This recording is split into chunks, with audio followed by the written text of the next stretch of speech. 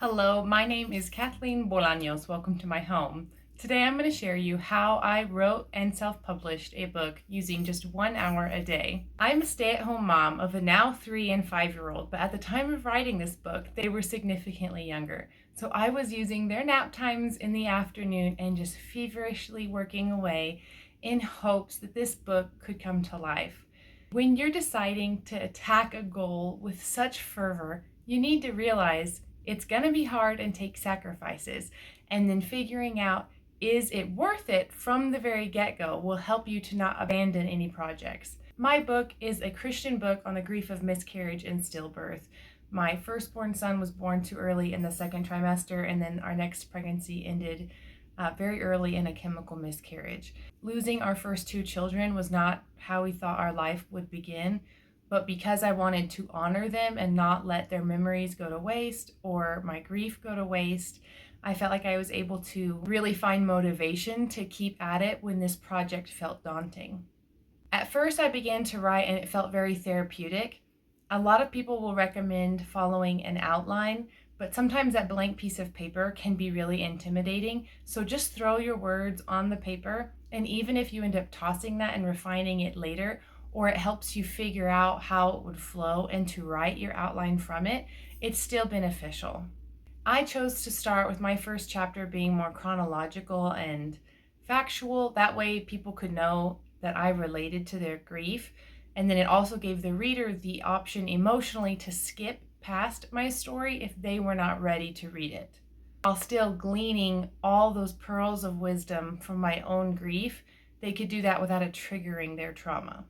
Also, I focused on reaching the heart of my readers.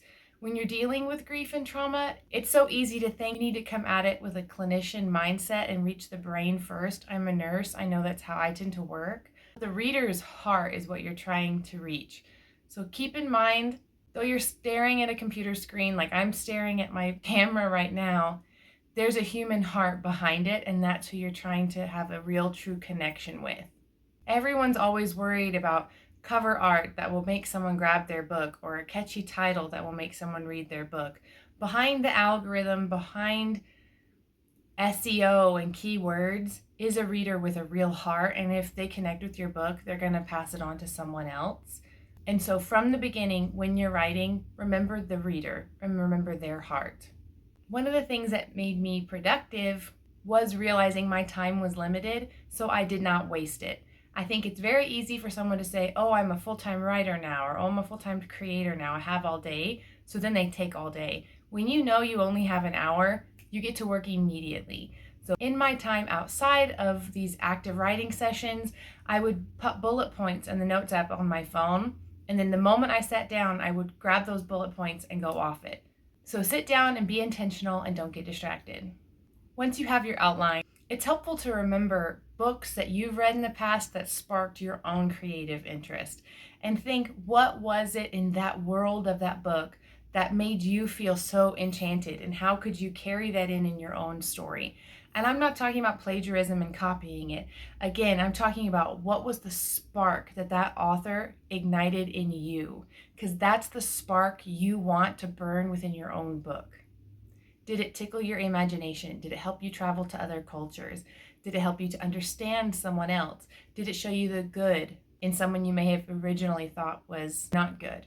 In my instance, everyone looks at grief as a tragedy, and I found it to be a true gift.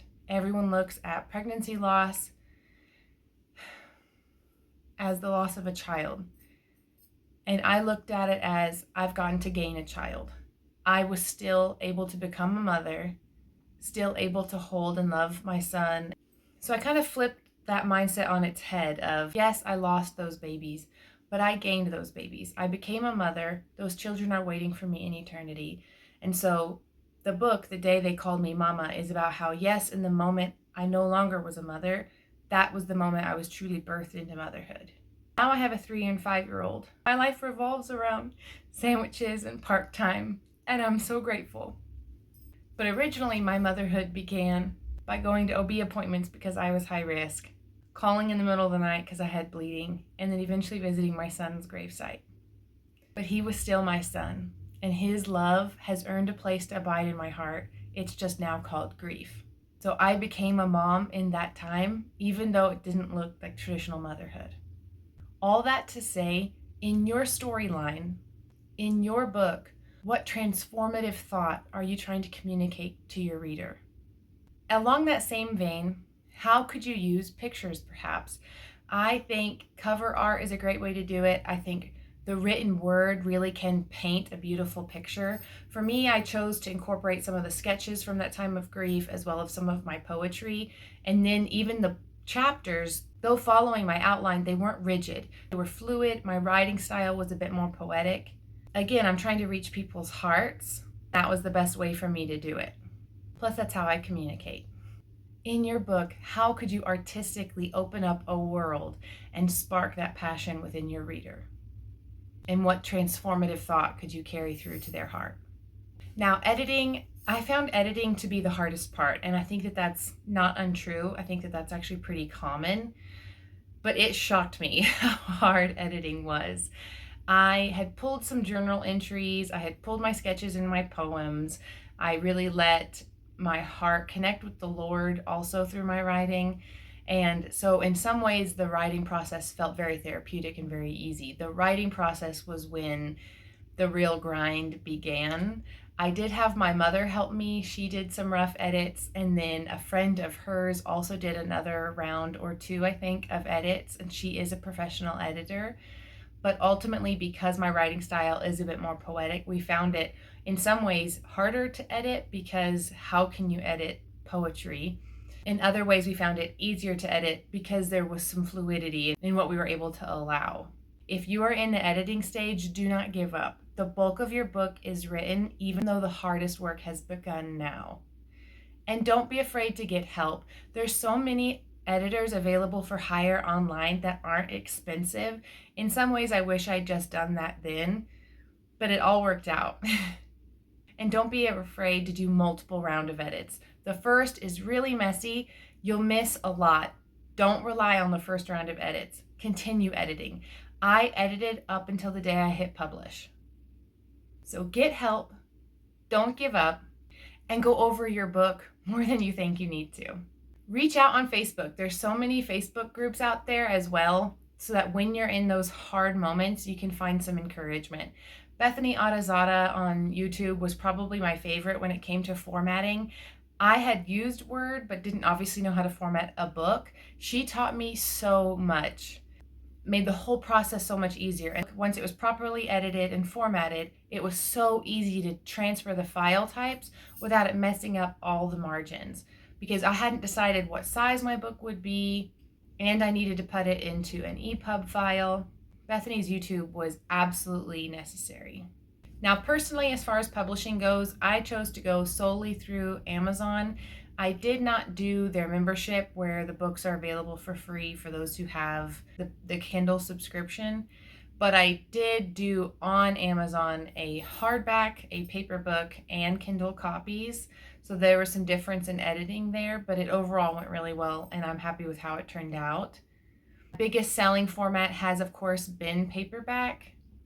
And speaking of, a lot of writers will say you're never going to break past 100 copies or break past $1,000 of sales. I know that is the case for a lot of self-published authors. The standard is so much lower, but by God's grace, I did break past both those barriers. The first, I think it was 80 days of my launch, I had sold at least a book a day during the launch. I had a launch party to start at the library. I launched on my Facebook, and then I began a TikTok and Instagram to promote my book. Those have both since been shut down, and the creative bug within me got to burning again, which is how I started YouTube. Please subscribe.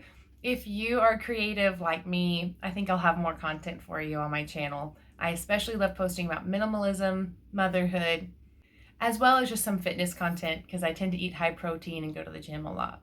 But join the channel. So you can go through other publishing agencies as well. I would steer away from these people who say, oh, we'll publish for you and you just have to pay us, because a lot of the times you won't get any cut from your book, and though it got out in the world, you could have done that for yourself for a pretty cheap price. instead of paying someone to do it.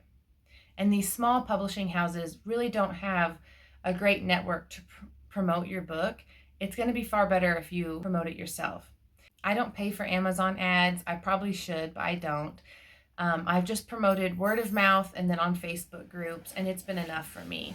Really feel like I had God's grace in helping my book to do well, because initially I reached out to some friends from college to proofread the book, and then also, if they felt comfortable, to review it on Amazon. One of my friends, I actually forgot this when I sent it to her because I sent it to our whole friend group of like 4 other people. She now is the director of a pregnancy center, and they bought some books. And then from there, it got to an organization that provides support boxes to women that have faced miscarriages.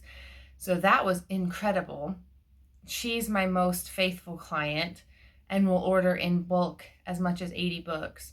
And then through their ministry, also my book got placed in the women's prisons in Missouri, which is my home state, for staff as well as inmates that had faced miscarriages. And so just to know that in that place of darkness is a little bit of light, and in the realm of their grief is a little bit of hope. How could I have wished for more? So again, though I'm proud that my book launch went well, and though I'm proud that I sold well above these numbers, I'm still recognizing it as I've reached these women, and I know how easy it is to feel alone. 1 in 4 women face miscarriage, but yet when you face it, suddenly you feel like the only one in the world that's ever gone through this pain, and it can be very isolating. But yet at the same time, it's like you're suddenly a member of this club you didn't know existed, but you're so glad you found. And I want to be that community for these other women. So when you're promoting your book, don't be afraid to reach out to friends and family and these Facebook groups, because word of mouth really is worth a lot. And socials, use Instagram, use TikTok, use Facebook. I don't necessarily promote my book very much on YouTube, but it is linked in all of my videos. And while my Instagram was down because it got hacked, it's completely gone now. I had no sales for like 3 months. And then the moment I got back on YouTube, within a few weeks of getting views, my sales picked back up. So I really do feel like I'm promoting my book on these forms of socials, and it's completely free. So if you're in the middle of the writing process, pour your heart out and connect with others. If you're editing, do not give up, and don't be afraid to ask for help and go back over it again. If you're formatting, reach out to the tutorials online. They're endlessly helpful. And if you're publishing, don't be afraid to do it yourself, to go with just one company, and to use word of mouth. I'll leave my book in the description just in case it's helpful. But just know I'm cheering you on, and I think that your book is going to be a great addition to the world. All right, that's it. You're welcome back in my home anytime. Bye-bye.